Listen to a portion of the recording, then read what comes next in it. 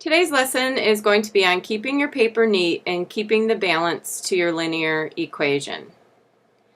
When we're doing our math problems, I want to make sure that you are using several pieces of paper in order to do your math. So plan on using many pieces of notebook paper when you do your math problems.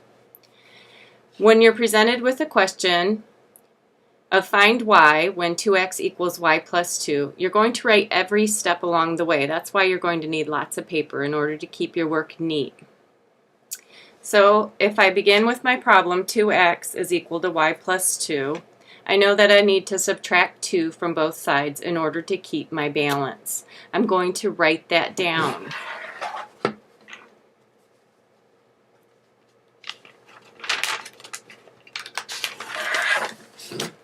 So I've written 2x minus 2 is equal to y plus 2 minus 2.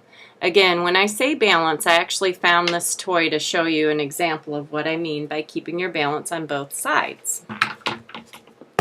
If you just pretend like this line in the middle is the equal side, whatever you do to one side, if I'm taking 2 away from my y side, I'm going to need to make sure I also take it away from my x side so that I maintain my balance. And that's what I'm doing with my math problems. That will become incredibly important when we begin to graph our equations.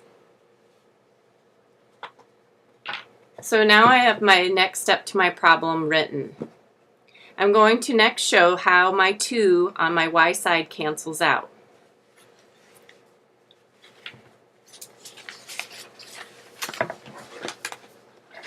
So I've written again 2x minus 2 equals y plus 2 minus 2. I'm going to show in my work how the positive 2 and the negative 2 cancel out. So you can just cross it out in your work so we know that you got it to cancel out. Now we have our problem basically solved at this point, but we also know that when we write our final answer we need to do it in y equals form since we need to find y. So my last step in my math problem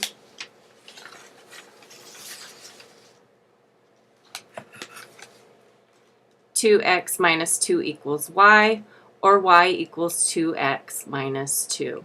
This is how your work should look as you turn it in for a written grade. Your name goes on top, your work is written out in a step-by-step fashion, and you will also be given credit for each step that you have written correctly.